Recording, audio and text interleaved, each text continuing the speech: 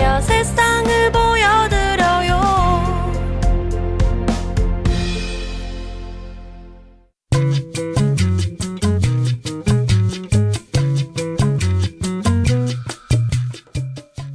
안녕하세요. 매주 금요일에 만나는 이창훈의 포피초대석 시각장애 앵커 이창훈입니다. 매사에 감사하는 마음으로 살아가기는 쉽지 않습니다. 우리는 가지지 못하는 것에 불평, 불만을 하곤 하죠. 오늘 포피초대석에는 매사에 감사하고 120% 노력하는 삶을 살고자 이렇게 말하는 분을 모셔봤습니다. 광주광역시 시각장애인 복지관의 김형수 관장 이야기인데요. 오늘 김형수 관장과 광주광역시 시각장애인 복지관에 대한 이야기와 그의 인생 이야기 나누어 보겠습니다. 이 자리에 광주광역시 시각장애인 복지관 김형수 관장과 함께합니다. 안녕하세요.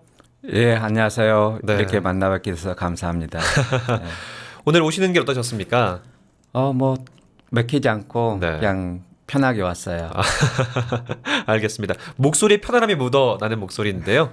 청취자분들에게 먼저 인사 한번 해주실까요? 이렇게 만나뵙게 돼서 반갑고요. 저는 강주광역시 시각장애인 복지관 관장으로 일하고 있는 김형수입니다. 네, 반갑습니다. 김형수 관장님은 제가 듣기엔 중도실명이라고 들었습니다. 언제 시각장애인 되셨어요? 2001년 6월 달에 뭐 갑자기 이제 두통도 생기고 네. 시야도 흐려지고 그러다가 한 2달 만에 급성 녹내장으로 실명했습니다. 2001년 6월이다. 그러면 예. 뭐 지금 아직 15년이 안 됐네요. 예, 한 14년째 들어가고 있어요. 그때 참 갑자기 그런 시각장애인이 되셔서 깜짝 놀라셨겠습니다. 그 당시요. 당황스럽죠. 네. 알겠습니다. 간단하게 이제 실명 시기에 대한 이야기를 나눠봤는데요. 먼저 오늘 이렇게 김형수 관장님과 오늘 30분 동안 포피초대석 이어가겠습니다. 특히 오늘 광주광역시 시각장애인 복지관에 대한 이야기 나눠보고요. 또 김형수 관장님의 또 개인적인 인생 이야기들 계속해서 들어보도록 하죠. 자, 현재 광주광역시에 몇 명의 시각장애인이 있다고 알고 있습니까? 약 한 7,300명 정도가 있으시고요. 그중에 등록된 분들이죠? 예, 예. 네. 그중에 한 800분 정도가 1급 시각장애인으로 이렇게 분포되어 있습니다. 7,000명에 800명 정도면 10%가 예. 조금 넘는. 예, 그렇습니다. 그럼 그분들이 많이 이용을 하시겠군요. 네, 대부분 이제 1급 시각장애인 분들이 이용을 많이 하시고 계셔요. 네. 자, 그러면 이 광주광역시 시각장애인 복지관의 어떤 그 규모라고 할까요? 현황이라고 할까요? 뭐 좀 소개를 좀 해주실까요?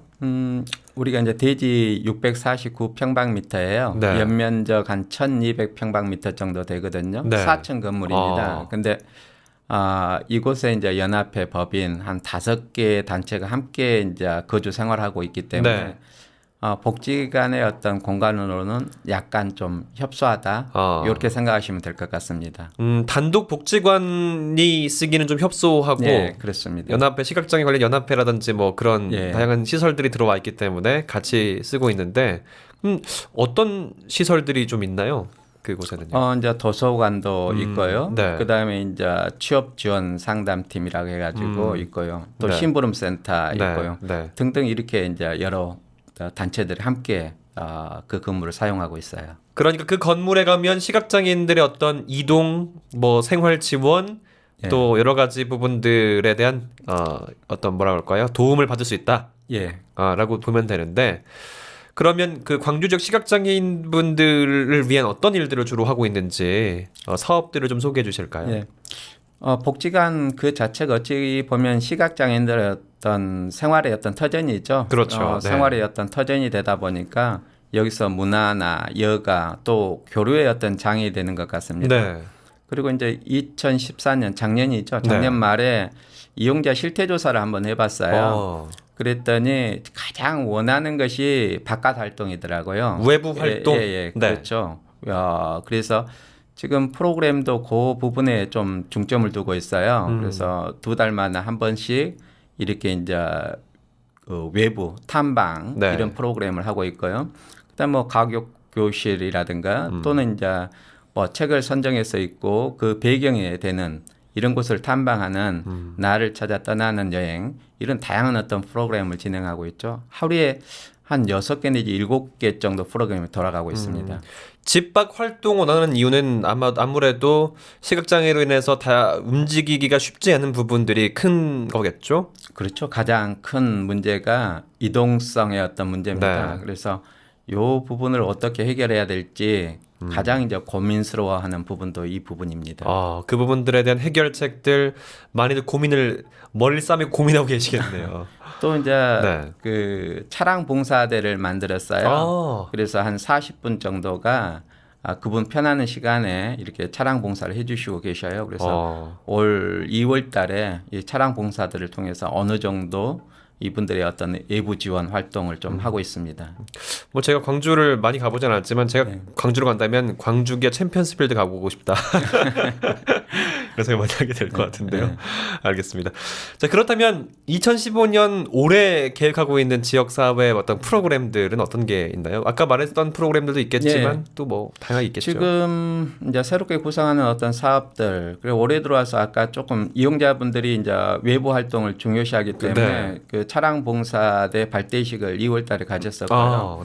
그다음에 행복드림 후원회 조직을 했어요. 3월달에. 행복드림 후원회요. 그리고 이제 지금 4월달에 이제 자원봉사자 발대식을 이렇게 열려고 합니다. 그래서 시각 장애인에게 특화된 어떤 서비스를 해드려야 되거든요. 그래서 이분들을 교육시키고 또 시각 장애인에게 맞는 이런 어떤 서비스를 하려고 합니다. 그리고 프로그램으로는 이제 아직 진행되고 있지 않습니다만도 마음 짓는 도예 또는 원예 교실 이런 걸 통해서 우리 후원자들에게 화분 하나라도 이렇게 드리는 감사함을 표하는 이런 어떤 프로그램을 지금 구상하고 있습니다. 그래서 그분들이 우리에게 따스함을 전해주는 것처럼 우리도 그분들에게 행복을 드릴 수 있는 이런 프로그램들을 좀 구상하고 있습니다. 프로그램이라고 하면 대부분 이제 복지관에서 어떤 프로그램들을 만들어 놓고 여기 참여하십시오라는 게 많은데 얘기를 들어보니까 먼저 시각장애인을 위한 특화된 프로그램보다는 시각장애인들이 함께 할 수 있는 어떤 먼저 자원봉사를 소집하고 모집하는 부분들 많이 얘기해 주셨네요. 네네. 이제 그분들이 원하는 것이 뭔가 이런 어떤 조사에 기초해서 그런 어떤 프로그램을 운영하려고 지금 구상하고 있습니다. 욕구 조사. 네, 이것에 따라서 만들겠다라는 말씀으로 들립니다. 그렇습니다. 자, 제가 복지관 소개 중에서 흥미로운 부분이 6대 비전이라는 게 있는데요. 이게 어떤 부분이 소개 좀 해주실까요? 우리가 이제 1468 운동이라고 이렇게 제가 들어오면서 이 운동을 전개하고 있거든요. 1468 운동이요? 네. 그 중에 하나가 이제 6대 비전인데요. 이 전략적인 어떤 목표입니다. 그래서 스마일 원, 스마트 원 해가지고 스마일 원은 항상 좀 웃음 있는 복지관, 그다음에 스마트에서 S는 스피드거든요. 그래서 이용자의 어떤 욕구에 신속하게 반응하는 어떤 복지관. 신속함. M은 이제 그 무브먼트, 감동을 주는 복지관. 감동. A는 이제 아대는 아트해갖고 열정과 예술이 살아 숨쉬는 복지관. 그다음에 이제 R은 이제 그 개혁적이고 창의적인 어떤 복지관. T는 이제 투게더 해가지고 우리가 함께하는 이용자와 지역 주민들과 그다음에 이제 종사자들이 함께하는 이런 어떤 복지관을 만들어가자 이런 어떤 비전입니다. 그 비전을 어떻게 만들게 되는지 궁금한데요. 고민 많이 하셨겠어요. 고민 많이 했죠. 그리고 좀 약간 컨닝도 했습니다. 다른 곳에서 하는 어떤 프로그램들 또 그런 어떤 비전들 이런 것 조금씩 봐가면서 우리에게 맞게 이렇게 만들었습니다. 비전이 있다는 것은 그 비전에 따라서 움직이겠다는 건데 어떤가요? 같이 공유가 되고 그것들이 잘 비전에 따라 잘 되고 있다고 보시는 건가요? 아직까지는 뭐 100% 만족은 못하죠. 지금 이제 걸음마 단계라고 할까요? 걸음마 단계요. 그래서 가장 이제 중요한 것이 이걸 하기 위해서 이제 소통하는 거죠, 이용자분들과. 그래서 이런 부분에 지금 더 이제 다지고 있다고 할까요? 그래서 아마 이게 이제 그대로 시행될 것 같습니다. 그것들을 비전이 있고 없고는 정말 그 조직에 있어서 또 공유하는 사람들 굉장히 중요한 부분인데 이 부분들이 만들어지고 또 많은 사람 공유되면서 이 스마트 되게 참 다시 들으니까 굉장히 스피드하고 신속 정확 그리고 또 함께한다 이 말 저게 투게더가 굉장히 마음에 와닿는데요. 알겠습니다. 자, 지금까지 시각장애 복지관에 대한 이야기 좀 나눠봤는데요. 이번엔 관장으로 갖고 계신 여러 가지 생각들, 포부들 좀 들어보는 시간을 준비해봤습니다. 언제 이 광주광역 시각장애인 복지관의 관장으로 취임하신 건가요? 작년 2014년 10월 15일자로 임명돼 가지고 지금 그곳에서 일하고 있습니다. 6개월 동안 이제 일을 하신 건데 네. 6개월 동안 이 관장으로서 활동해 오시니까 평가한다면 어떻게 평가를 할 수 있을까요? 정신없이 보냈던 것 같아요. 평가 그 자체가 안 돼. 아직 예, 아직은 좀 뭐하고 정신없이 보냈는데 그런 점도 있어요. 느낀 것이 참 많다고 할까요? 어떤 걸 느끼셨어요? 실질적으로 이제 우리 시각장애인들이 진짜 소외된 어떤 삶을 살고 있구나. 이런 생각을 많이 했어요. 네.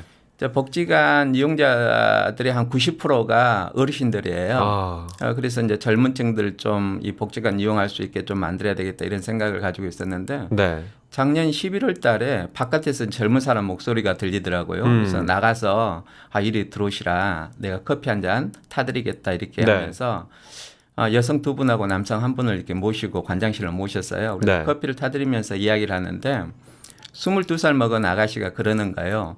뭐 하신 분이에요? 그래서 관장입니다. 했더니 관장이 뭐 하신 분인데요? 이렇게 이야기를 하더라고요. 그래서 이 복지관을 책임지고 일하는 사람이에요. 했더니 한참 쭈삣쭈삣 하시더니 이러는 거예요. 병원 관장실에서 관장하신 분이죠. 요 이야기를 하더라고요.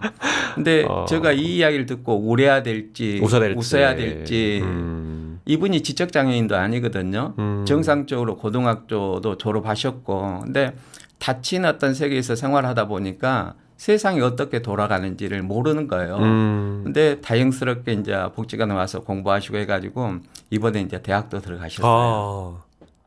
뭐 이런 걸 보면 참 기쁘기도 하죠. 우리 시각장애인들이 세상 밖으로 한 걸음만 나간다면 진짜 아름다운 어떤 세상, 행복한 세상이 펼쳐져 있는데 그 한 걸음 나가는 것이 너무너무 힘들어가지고 집 안에서만 생활하시고 있다는 거 이런 어떤 부분에 안타깝고 또 그분들이 나와서 이렇게 활동하시면 되게 기쁘죠. 그런 분들을 6개월 동안 봤다는 말씀이시잖아요. 그래서 예. 더 눈코 틀 새 없이 좀 진부한 표현이긴 하면 바쁘셨다 예.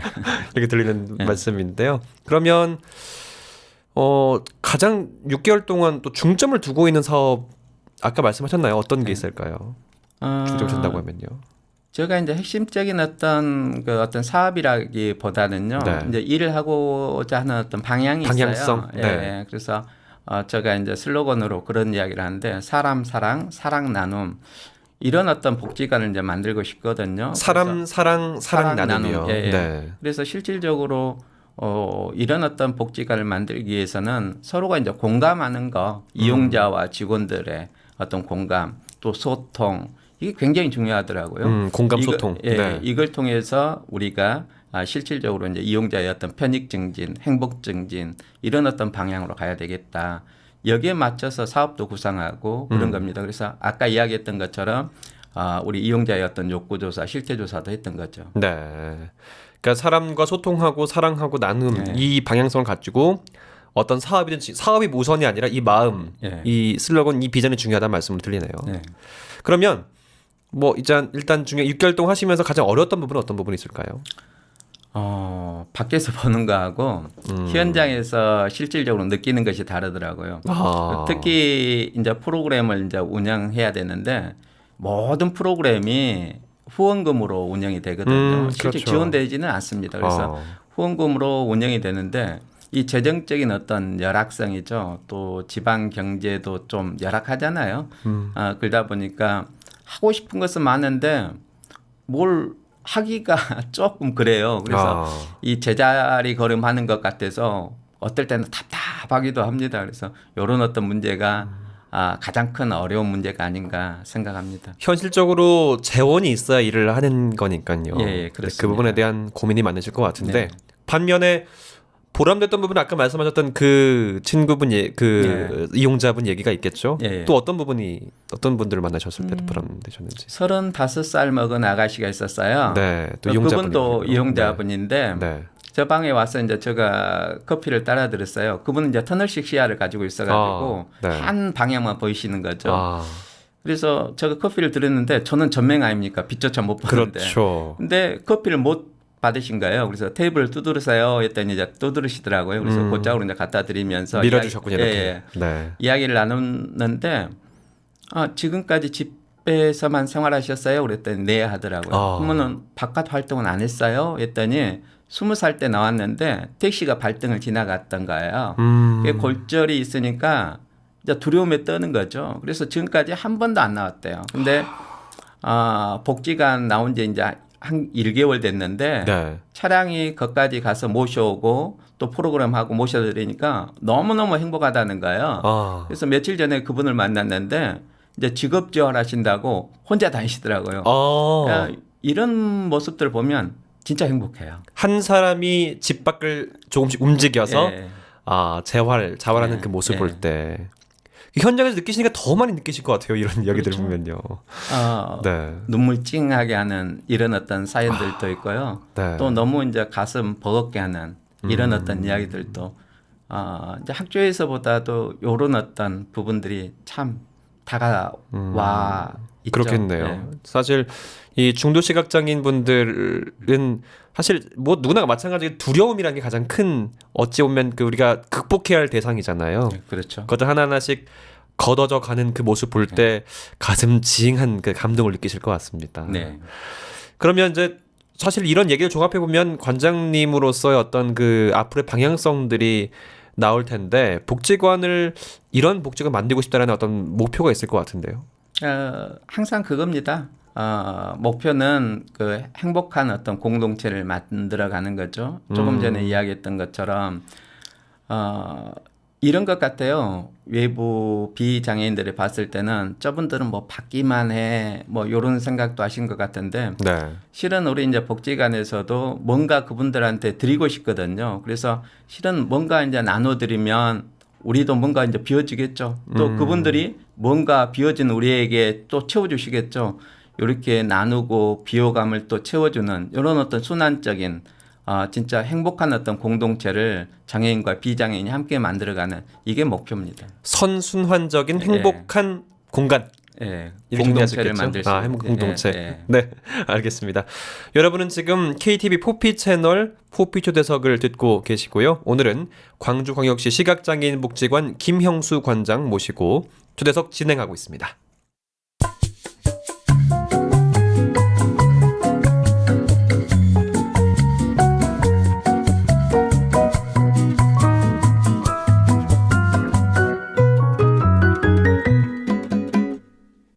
여러분은 지금 KTV 포피 채널 포피 초대석과 함께하고 계십니다. 광주광역시 시각장애인 복지관 김영수 관장과 함께 또 이야기 나눠보고 있는데요.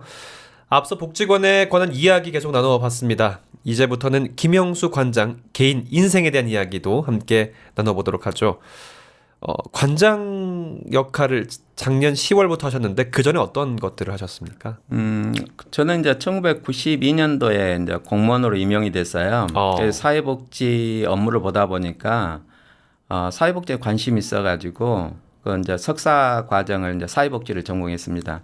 그러다가 이제 공무원 생활하면서 강의도 뛰다가 네. 2001년 이제 급속 농내장으로 실명을 했고요.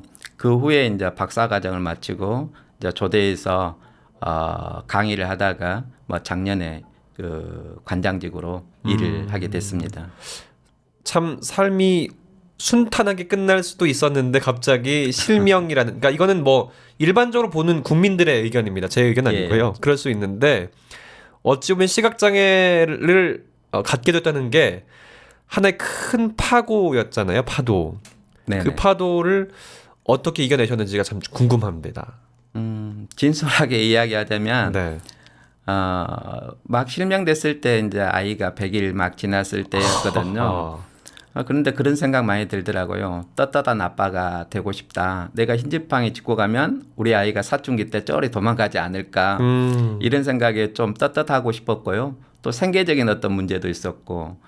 그다음에 또 하나가 이제 집에만 있다 보니까요. 비만이 생기더라고요. 제가 지금 64kg인데 네. 한 2년 반 놀았더니요 76kg가 되더라고요. 그래서 뭔가 좀 활동을 해야 되겠다 이런 어떤 목표의식이 생기고 이런 어떤 목표를 쫓아서 그냥 무작정 따라가다 보니까 어느 순간 이 자리에 와 있더라고요.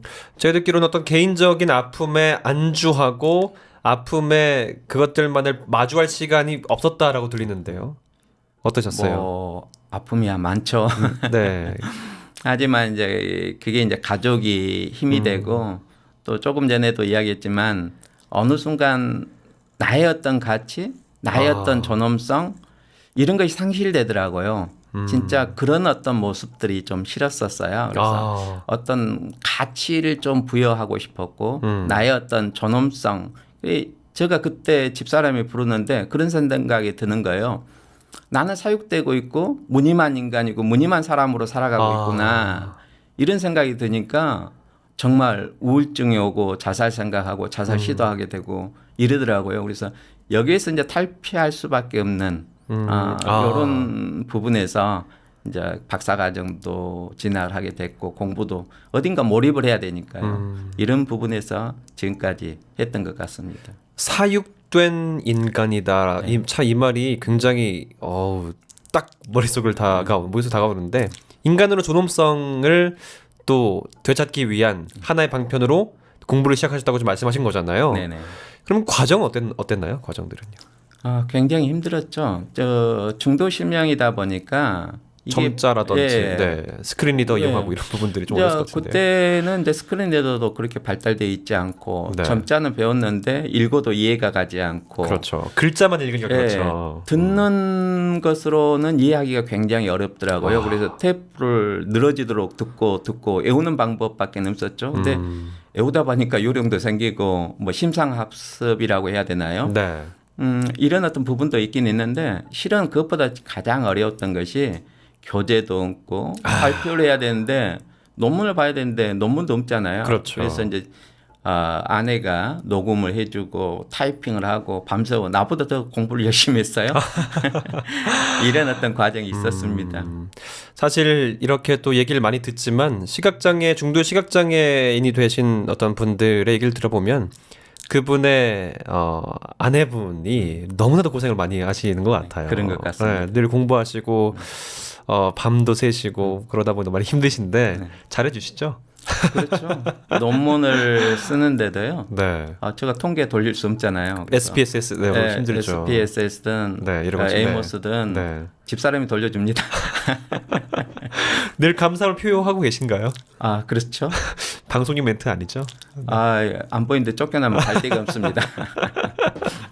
알겠습니다. 그 박사학위를 그래서 끝내 취득을 하셨잖아요. 네네. 그때 어떤 그 마음 소감은 어떠셨어요? 이렇게 표현한 게 진솔할 것 같아요. 네. 무덤덤하고 다른 생각이 전혀 없었어요. 네. 이 박사학위를 가지고 어떻게 생계에 도움이 될 수 있을까? 일자리를 마련할 수 있을까? 오직 그 생각밖에 없었습니다. 현실적인 부분인데요. 예. 그런 건 없었어요. 내가 뭔가를 성취했다. 와, 나 해냈다. 이런 마음은 그다지. 이제 논문 심사 통과했을 때 네. 그때 마음이 푹 놓이고 했네 이 생각이 들더라고요. 해냈네, 했구나. 네. 알겠습니다. 사회복지 담당 공무원으로 일하셨다고 말씀하셨는데 네. 그 사회복지 학위를 취득하셨을 때 어떤 분야에 관심을 기울이신 건가요? 어떤 분야? 장애노인 분야에 가장 관심이 있었어요. 장애노인이요? 예, 실질적으로 장애인 중 한 39.8%, 약 40% 정도가 어르신들이거든요. 네. 근데 공부를 하다 보니까 노인복지에서도 장애인복지에서도 이 분야를 건들지를 않더라고요. 그래서 저도 이제 박사과정에 장애노인의 어떤 삶의 질에 대해서 논문을 썼었거든요. 네. 그래서 앞으로도 이런 어떤 장애 노인분들의 어떤 삶의 질을 어떻게 좀 향상시켜 드릴 건가, 어떤 서비스를 해드려야 되는가, 이런 부분에 좀 연구하고 실질적인 어떤 프로그램을 개발할까 합니다. 그렇습니다. 사실 우리가 시간이 지나고 되면 신체 기능이 저하되잖아요. 그러면 장애 발생률이 더 높아질 텐데 이 부분에 대해서는 앞으로 더 많은 관심과 연구가 필요한 부분이잖아요. 그렇죠. 근데 아직까지는 굉장히 미흡합니다. 어느 정도로 미흡한 논문이 많이 없나요? 관련된? 네, 이 논문이 나오는 것이 한 2009년부터 한두 편씩 나와요. 많이 나오지가 않습니다. 혹시 그 부분에 대한 연구도 계속 하고 계신가요? 지금도? 계속 관심을 가지고 네. 이제 하고 있습니다. 그래서 음. 저도 이제 장애 이쪽 네. 또 제가 이제 직접 경험했기 때문에 어떤 죽음이나 자살 이런 어떤 부분에 이제 관심을 갖게 되고 또 이 영역이 어찌 보면 장애노인 영역과 같이 이제 겹치는 이런 부분들이 많습니다. 그래서 실질적으로 앞으로도 또 이 분야에 관심을 갖고 연구를 좀 하려고 합니다.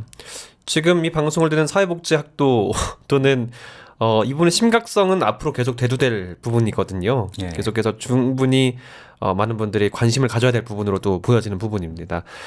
강의도 나가고 또 연구도 하고 또 관장 일도 하고 계시고 좀 다양한 일들을 역할을 맡고 계시잖아요. 네. 앞으로 더 하고 싶은 영역들이 있으신가요?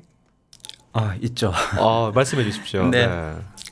제가 여기 와서 보는 것이 그거예요. 우리 시각장애인들의 일자리 창출 이걸 좀 해드리고 싶은데 일자리 창출. 너무너무 힘들어요. 쉽지 너무 않습니다. 어려워요. 그리고 또 하나는 이 장애인에 대한 인식 개선이에요. 우리 비장애인들이 우리 장애인을 바라보는 어떤 시각이 제가 느낀 게 그겁니다. 우리에게 중요한 것은 어떤 장애가 있다는 것인데 이 장애를 바라보는 것이 아니라 그 장애인에 대한 어떤 이미지, 장애에 대한 어떤 표상을 바라보는 것 같아요. 그래서 속이 답답하고 하는 것이 뭐냐면 장애인들은 무지해, 무능해, 뭔가 배려를 해줘야 돼. 이런 어떤 관점에서 접근하고 이렇게 다가서면 정말 속상합니다. 이런 어떤 부분에서 좀 우리가 인식 개선이 필요하지 않는가 이런 생각을 많이 합니다. 저도 굉장히 공감하는 부분인데요. 저는 이제 장애 공감 교육이란 말을 많이 하거든요. 네. 그래서 인식 개선이란 공감 교육을 통해서 사실 제가 뭐 학교나 이런 데 가서 제가 스마트폰 사용하는 거 보면 깜짝 놀라는 친구들이 많더라고요. 네. 그만큼 아직도 장애인에 대한 갖고 있는 고정관념이란 게 쉽사리 무너지지 않는 부분이 있는 것 같고요. 네. 사실 또 처음에 말씀해 주셨던 그 직업에 대한 부분들은 시각장애 당사자 또 관련 업체 또 정부 기관들이 같이 이것들은 지방 정부는 같이 해야 되는 부분이잖아요. 네, 그렇죠. 이 부분에 대해서 좀 뭔가 고민이 참 많으실 것 같은데요. 네. 그래서 이제 고용공단이라든가 또는 이제 시각장애인들의 어떤 직업이 다양하지가 않아요. 네. 그래서 이제 헬스키퍼 같은 경우를 단순히 어떤 보험 요쪽뿐만 아니라 일반 생산직 또 제가 이번에 이제 시에 제안했던 것 중에 하나가 보건소나 구청, 시청 이런 데 실질적으로 시각장애인을 배치해가지고 노인분들에 대한 어떤 서비스 또 근골격계 장애를 그렇죠. 가지고 계신 분들에 대한 어떤 서비스 이런 방향으로 좀 확장돼 가야 되지 않을까 이런 생각을 좀 가지고 있습니다. 그러니까 공적 영역 네. 그리고 정말 필요한 노인분들 또 근골격 정말 중요한 건강 부분이잖아요. 네. 이 부분을 확장해야겠다. 네. 참 어려운 부분인데 계속해서 수고를 하셔야 되는 부분인데요. 알겠습니다. 저희가 이제 이야기를 나누다 보니 시간이 어느 정도 다 갔습니다. 네. 이 방송을 청취하시는 분들, 특히 시각장애 청취자분들에게 남겨주고 싶은 이야기 있으신가요? 저도 이제 경험을 했습니다만도 좀 불편하고 남들의 어떤 눈이 의식돼서 집 밖으로 나오지 않죠. 그러니까 집 안에서만 생활을 하시는데 부탁드리고 싶은 것이 세상 밖으로 좀 나와 보십사 이렇게 부탁드리고 싶어요. 세상 밖으로 나오면 정말 아름답고 행복하고 참 좋은 사람들도 많다는 거. 그래서 집에 안에서만 계시지 말고 밖으로 나오시길 바랍니다. 세상 밖으로 한 걸음 나와라. 예. 그러면 비장애인 분들한테는 어떤 말씀 해주고 싶으신가요? 조금 전에 이야기했던 것처럼 이 다름을 인정해 주는 거 어떤 고정관념에 그것이 편견이 되고 그 편견이 행동으로 나타났을 때 차별이 되지 않도록 그 차이를 존중해 주는 거 이런 어떤 시각으로 좀 바라봐 줬으면 하는 생각을 많이 가져봅니다. 알겠습니다. 오늘 거의 30분 정도 저와 이야기 나눠봤는데 어떠셨어요? 편안하셨나요? 뭐 편안하게 이야기를 나눈 것 같습니다. 광주에서 거의 한 2시간 반 정도 걸려 이곳에 오셨는데요. 돌아가시는 길 잘 또 오늘 돌아가시고요. 많은 분들이 방송을 통해서 관장님에 대한 어떤 이야기 또 장애 노인에 대한 관심도 좀 더 커지는 계기가 되지 않았을까 생각을 하게 되고요. 아까 얘기해 주셨던 그 집 밖을 나왔던 그 사례 이야기들도 많은 분들이 공감하는 이야기 아니었을까 싶었습니다. 오늘 귀한 시간 내서 고맙습니다. 예, 감사합니다. 지금까지 광주시 광역시 시각장애인 복지관의 김형수 관장과 함께 했습니다.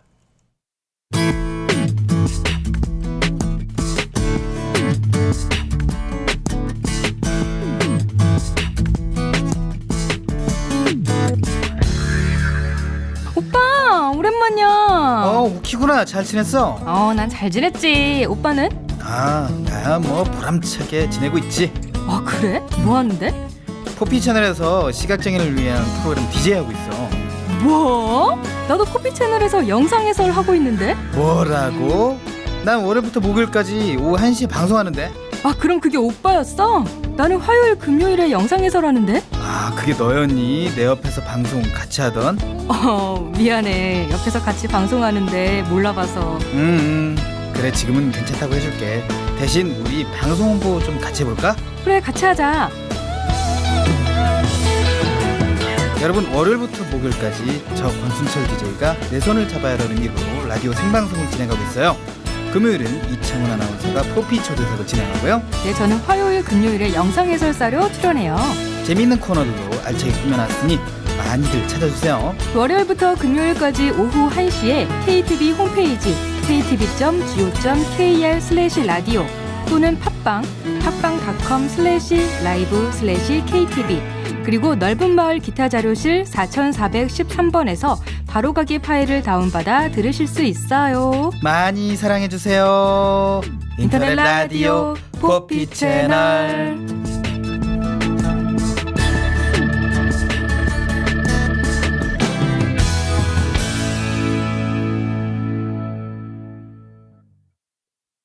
(2015) 서울세계시각장애인 경기대회가 한 달 앞으로 다가왔습니다. 그래서 오늘 여의도공원에서 특별한 대회가 개최되는데요.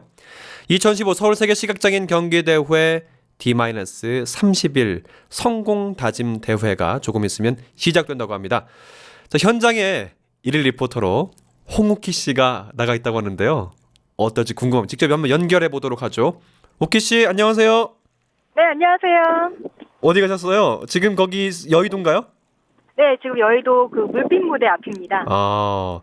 2015 서울세계시각장애인 경기대회 30일 성공다짐대회 언제 열립니까? 오늘 열리죠? 맞네요. 몇 시에 열려요? 오늘 열리는데요. 네. 한 오후 5시 30분부터 식전 행사가 시작되고요. 본 행사가 7시에 열려서 9시에 끝이 납니다. 꽤 길게 하죠? 길게 하는군요. 네, 식전 행사 전에는 지금 이 물빛 무대 앞 뒤에 그 각종 체험 부스가 마련되어 있어요. 네. 한 2시 정도부터 시작이 될 것 같은데 이 체험 부스에 오셔서 여러 가지 체험도 하시고 즐기다가 본 공연 즐겨주시면 될 것 같습니다. 오키 씨는 리포터 역할 외에 다른 역할도 한다고 들었습니다.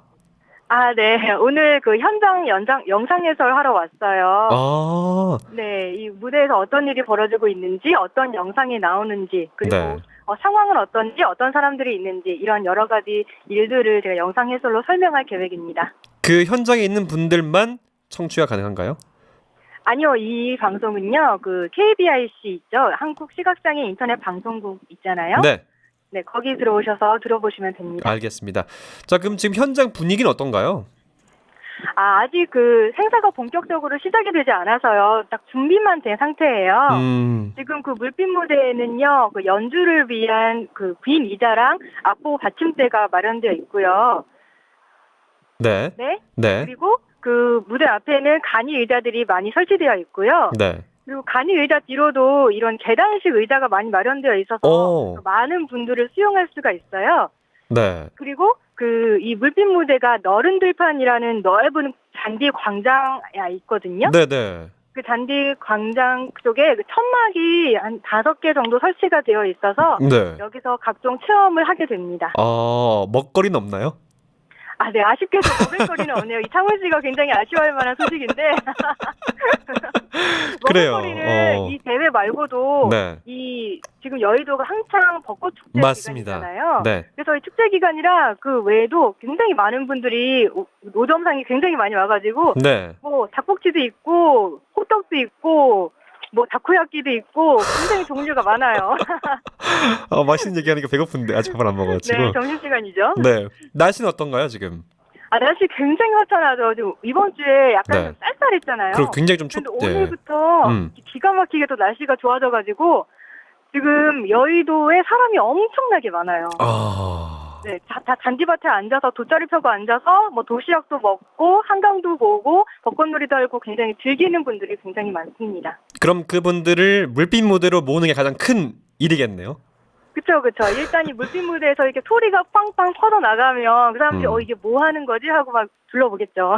그러면 거기서 오늘 뭐 합니까? 네, 오늘은요, 일단 성공 다짐 대회잖아요. 네. 그러니까 성공적인 개최를 다짐해야겠죠. 네, 그리고 아까 제가 체험 부스가 마련되어 있다고 했잖아요. 네.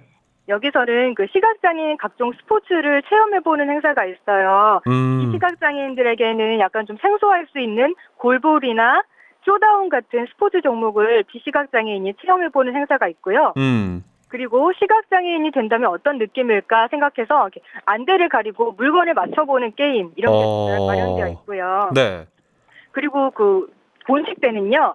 그 시각장애인 오케스트라가 최초로 있대요. 세계 최초로.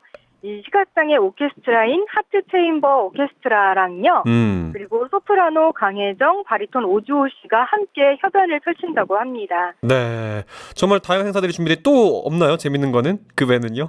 재밌는 건요. 네. 그 시각장애인인데 사진을 찍으시는 분들이 있어요. 네.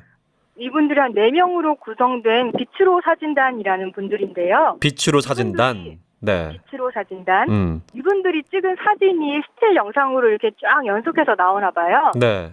네, 그래서 이 영상에 어떤 사진들이 나오는지는 이따가 제가 또 현장 해설로 설명을 해드려야겠습니다. 깨알 멘트네요. 네, 홍보 멘트죠. 몇 시쯤에 가셨습니까? 오키씨는요, 거기 현장에. 저는 1시 좀 안 돼서 왔어요. 많은 분들이 지금 네. 저희 DJ인 권수철 씨도 있고 네.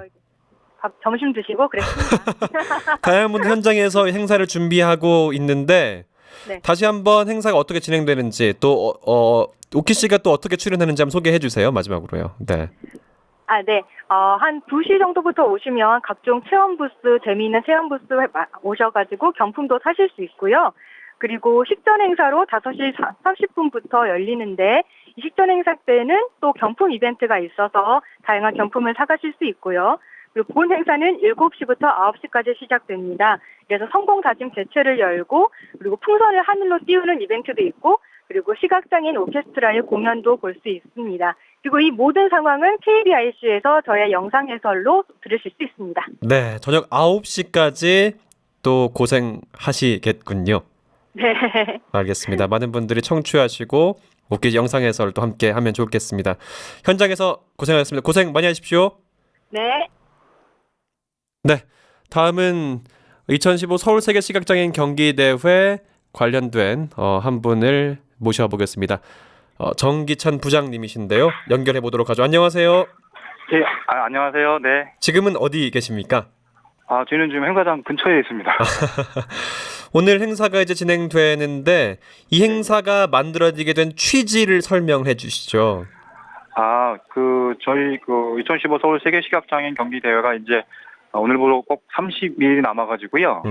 30일 앞으로 나가왔기 때문에 저희 대회가 앞으로 이제 성공적인 대회가 되도록 그거를 위해서 저희가 직원들이 각오나 다짐을 좀 하는 어떤 그런 차원에서 앞으로 대회를 잘 치겠습니다라고 하는 그런 각오로 좀 준비하게 됐습니다. 날씨가 오늘 되게 좋다고 하는데 예. 행사가 다 진행되겠죠? 예, 그러길 바라야죠. 예, 잘 될 겁니다. 네.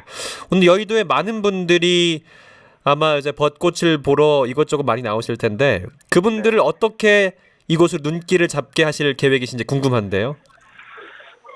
일단은 많은 분들이 오실 거라고 저도 예상이 되고요. 네. 저희가 그 부대 이벤트로 많은 시각 장애의 어떤 그런 행사들을 참여할 수 있는 그런 분들이 많이 준비가 되어 있어서 그것들을 통해서 일단 저희 대회에 관심을 좀 가질 수 있도록 유도를 할 예정입니다.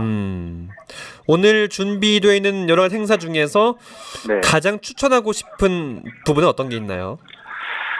일단 무엇보다도 중요한 건 오늘 그 행사가 성공 다짐을 위한 어떤 그런 행사이기 때문에 무엇보다도 이제 뭐 선수 대표, 조직의 직원, 뭐 자원봉사 이렇게 대표단들이 다짐을 선서하는 부분이 있는데요. 네. 이제 그 부분을 통해서 저희가 결의를 좀 다지고 대회를 좀 잘 준비하겠습니다라고 하는 것들이 꼭 필요한 것 같아서 이게 좀 추천하고 싶습니다. 그리고 혹시 그 스포츠 뭐 골볼이나 쇼단 이런 종목들에 대한 것도 중요하지 않을까요? 네, 맞습니다. 네. 종목들 그것들은 저희가 따로 뭐 홍보 동영상을 저희가 따로 준비를 좀 했기 때문에 네. 예, 그걸로 하시게 되면 아마 많은 참고가 될 것 같습니다. 알겠습니다. 네. 자, 마지막으로 2015 서울 세계 시각장애인 경기대회 성공다짐 응원 한번 어떻게 참여하면 좋은지 한 번 더 소개를 해주시면 좋을 것 같은데요.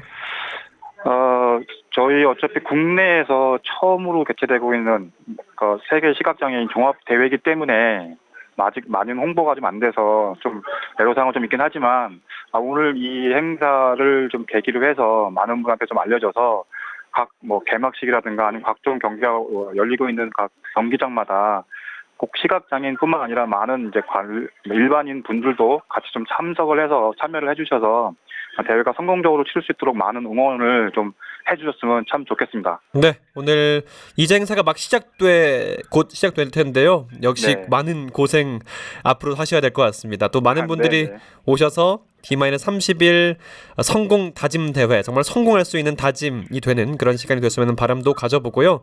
네. 수고 많이 하십시오. 고맙습니다. 예, 감사합니다. 네, 현장에서 정기찬 부장님과 함께 얘기 나눠봤습니다. 자, 오늘 성공 다짐 대회 이제 2015년 5월 10일부터 17일까지 행사가 진행됩니다. 끝까지 좋은 대회 될 수 있도록 많이 관심 가져주시고요.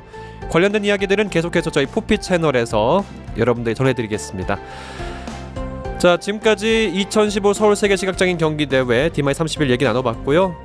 오늘 준비한 포피 초대석은 여기까지 진행하겠습니다. 저는 다음 주 금요일 오후 1시에 다시 찾아뵙겠습니다. 행복하고 따뜻한 주말 보내십시오. 지금까지 시각장애 앵커 이창훈이었습니다. 고맙습니다.